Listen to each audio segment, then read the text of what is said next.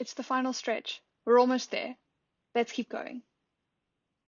We navigate to the var log directory so that we can easily find and interrogate the Slurm controller log. This time we use the tail command and we view only the 30 most recent entries to keep things a bit tidier than when we used cat earlier. Looking from the bottom up, we see that there is a communication error when receiving messages to the IP address of node 1. This agrees with the error message we see on the node in question. Looking a bit further up, we see evidence of an authentication error. Okay, well, Munge is the authenticator, but the Munge service is up and running on both the controller and the node. We read a bit further and we find a suggestion. Check for out-of-sync clocks. Okay, well, Munge relies on the clocks to be synchronized for there to be a successful authentication between the parties. We check the system time on the Linux system using the date command. The head node time is correct, but hey, would you look at that? The compute node time seems to be completely wrong. Our cluster is supposed to have synchronized clocks using an NTP or crony service.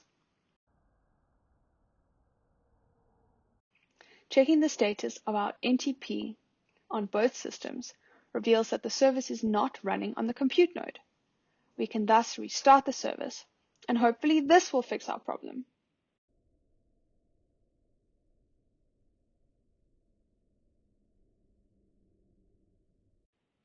Checking the system time again, you can now see that the clocks are synchronized. This should fix the authentication error between the nodes and hopefully will allow the controller to communicate with the compute node. We run sinfo again on the head node, and we see that node 1 no longer has an asterisk next to its state, meaning that it is now responding. You would think that the node would automatically return to service once communication is resumed. This is, however, not the default configuration, and the state of the node must be explicitly changed by the administrator to return it from the down state. To do this, we use the command scontrol update node name node 1 state idle.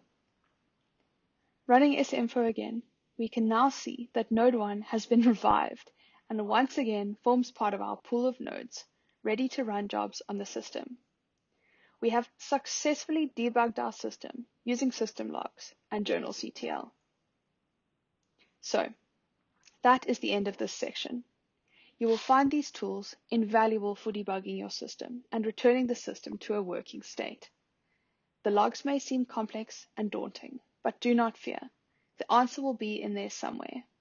And when in doubt, a quick Google search will in most cases provide you with a solution that may not have seemed obvious from viewing the logs.